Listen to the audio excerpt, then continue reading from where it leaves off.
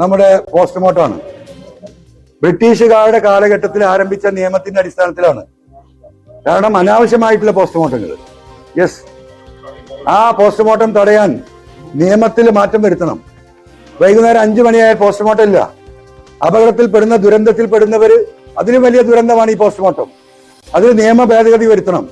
അപകട മരണങ്ങളിൽ അനാവശ്യമായ പോസ്റ്റ്മോർട്ടം ഒഴിവാക്കി ഈ മനുഷ്യരെ സഹായിക്കണം. അതിന് നിയമ ഭേദഗതി വരുത്താനുള്ള ഒരു പോരാട്ടവും ഞങ്ങൾ ഈ സമരത്തിന്റെ ഭാഗമായി നടത്തുന്നുണ്ട്. അവിടെ പോലീസ് ഓഫീസർമാരുണ്ട്. എന്നും പോലീസ് സ്റ്റേഷനിൽ എന്താ പറയാ, പോസ്റ്റ്മോർട്ടത്തിന് പോവുക, ഡോക്ടർമാർ പോസ്റ്റ്മോർട്ടത്തിന് പോവുക. വാഹനം ഇടിച്ചാ മരിക്കുന്നത്. ഇന്ത്യയെ പോലുള്ള 150 കോടി ജനങ്ങളുള്ള ഈ നാട്ടിൽ എന്നും പോസ്റ്റ്മോർട്ടാ. ഒരു വർഷം 15,000 പോസ്റ്റ്മോർട്ടാണ് നിയമസഭയിൽ വന്ന കണക്ക് കേരളത്തില്. ദുരന്തങ്ങൾ ഉണ്ടാക്കുക മനുഷ്യർക്ക്. അതിന് നിയമ ഭേദഗതി വേണം. അതിന് കേന്ദ്രത്തിൽ സമ്മർദ്ദം ചെലുത്തണം. ഈ 3 വിഷയങ്ങൾ ഉന്നയിച്ചുകൊണ്ടാണ് ഞങ്ങൾ സമരമായി മുന്നോട്ട് പോകുന്നത്. എന്താണ് പ്രശ്നം? വയലേഷൻ അല്ലല്ലോ. നിങ്ങൾ ചീഫ് ഓഫീസറോട് നല്ല സംസാരിച്ചാണല്ലോ. ഏത് ആക്ട് പ്രകാരം വയലേഷൻ? ആക്ട് ചെയ്തു അല്ല.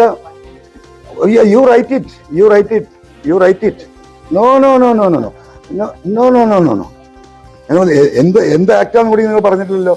Violation of model code of conduct of what is this? Restriction on election during the period of 48 years above. എന്താണ്? What is the restriction? It has to come to know. Notice that there has been a violation of model code of conduct from your end. It is requested to ensure that the violation of MCC being. You show me that. You show me the law. Show me. ഞാൻ നിങ്ങളുടെ ഇന്നലത്തെ senior ഓഫീസറുമായി സംസാരിച്ചാണല്ലോ. ഈ ഇലക്ഷന് ആരാ നേരിടുന്നത്? കുഞ്ഞുമാൻ മാറിയിട്ടാണ് സംസാരിച്ചത്.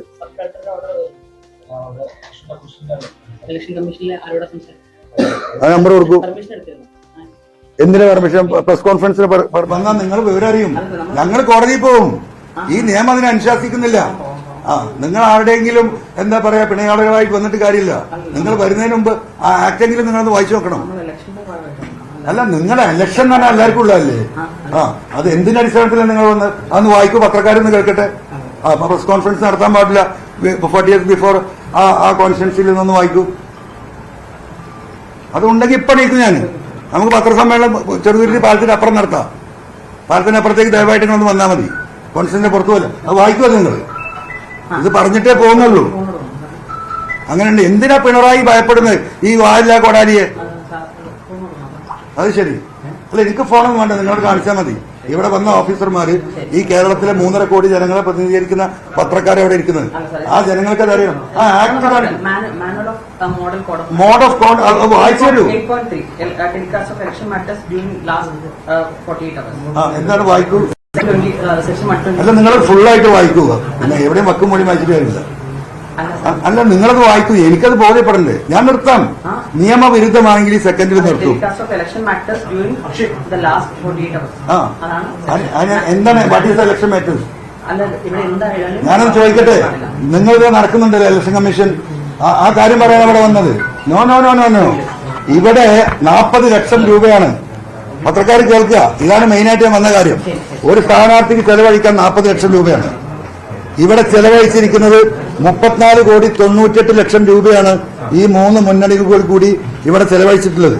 ഏറ്റവും വലിയ ഇലക്ഷൻ വയലേഷൻ നടത്തിയ ആളുകളെ നോക്കാൻ ഒഴിവില്ലാത്തവനാ പോകുന്നത്. മനസ്സിലായില്ലേ? ഏറ്റവും വലിയ ഇലക്ഷൻ അഴിമതി നടത്തിയത് 34,98,00,000 രൂപ ഇവിടെ ചെലവഴിച്ചിട്ടുണ്ട് ഈ 3 മുന്നണികളും. ഞാനൊന്ന് വായിച്ചു തരാം നിങ്ങൾക്ക്. ഇവിടെ ഒരു സ്ഥാനാർത്ഥിയും ജയിക്കാൻ പോകുന്നില്ല. ഇവരൊന്ന് ജയിക്കട്ടെ, കോടതിയിൽ നമുക്ക് കാണാം. ഈ പച്ചയായിട്ടുള്ള ഇലക്ഷൻ വയലേഷൻ കൊള്ള ഈ തെരഞ്ഞെടുപ്പ് മണ്ഡലത്തിൽ നടത്തിയിരിക്കുന്നു 3 മുന്നണികളും. ഇത് കൃത്യമായി ബൂത്ത് അടിസ്ഥാനത്തിൽ ഞങ്ങൾ കണക്കെടുത്ത് വീഡിയോ എടുത്ത് അത് വെച്ചിട്ട് തന്നെയാണ് ഇലക്ഷൻ കമ്മീഷന് പരാതി കൊടുത്തിരിക്കുന്നത്. ഇത് 12/11/24 ഇന്ന് രാവിലെ ചീഫ് ഇലക്ഷൻ കമ്മീഷണർക്ക് കൊടുത്ത പരാതിയാണ്. ഈ പരാതിയുടെ അടിസ്ഥാനത്തിൽ അത് വിശദീകരിക്കാൻ അവിടെ വന്നത്. ഓരോ മണ്ഡലത്തിലും ഒരു ചെലവ്, ഓരോ പഞ്ചായത്തിലും ചെലവാക്കിയ കണക്കുകൾ ഓരോ മുന്നണികളും. അപ്പം ഇത് കാണാൻ ഇവിടെ ഇലക്ഷൻ കമ്മീഷൻ കഴിവില്ല. ഇവിടെ ഓഫീസ് എക്സ്പെൻസ്, പോസ്റ്റർ, വാള്. ഞാനൊന്ന് വായിച്ചു തരാം നിങ്ങൾക്ക്. ഇവിടെ ഒരു സ്ഥാനാർത്ഥിയും ജയിക്കാൻ പോകുന്നില്ല. ഇവരൊന്ന് ജയിക്കട്ടെ, കോടതിയിൽ നമുക്ക് കാണാം.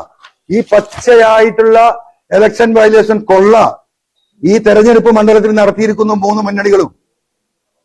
ഇത് കൃത്യമായി ബൂത്ത് അടിസ്ഥാനത്തിൽ ഞങ്ങൾ കണക്കെടുത്ത് വീഡിയോ എടുത്ത് അത് വെച്ചിട്ട് തന്നെയാണ് election. Wall, notice, flex board, big hoarding, flags, flag, balloon, T-shirt, vehicles, human resources, panchayat level mass rally, last day campaign expense.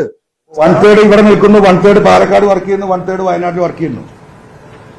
അവരുടെ താമസം, അവരുടെ ഭക്ഷണം, ഒരു ബൂത്തിലെ ആവറേജ് നിങ്ങൾ നടന്നു നോക്കണം. 5 ഓഫീസ് ഉണ്ട് ഇവർക്ക് ഒരു ബൂത്തിൽ. എല്ലാ അങ്ങാടിയിലും ബൂത്ത് കമ്മിറ്റിയാണ്. ഒരു ബൂത്തിന് ആവറേജ് 50,000 രൂപ അവർ ചെലവാക്കിയിട്ടുണ്ട്. 50 ബൂത്ത് ഈ പറയുന്ന 50,000 രൂപ വെച്ച് 177 ബൂത്തിൽ ഇവർ ചെലവാക്കിയ പൈസ എത്രയായി നിങ്ങൾക്ക് ഇപ്പൊ ഇറങ്ങിയാൽ കാണാം. ഒരു ബൂത്ത് പരിശോധിച്ചാൽ മതി. 88,50,000 രൂപ. വെറും 50,000 രൂപ ഒരു ബൂത്തിന്റെ ചെലവ്. ഓഫീസ്, റെന്റ്, ഇലക്ട്രിസിറ്റി, ഓരോ വലിയ ഹോർഡിങ്, അതിന്റെ ലൈറ്റിങ്, സോഫ, കസേര, 50,000 രൂപ ആവറേജ് ചെലവാക്കിയിട്ടുണ്ട്.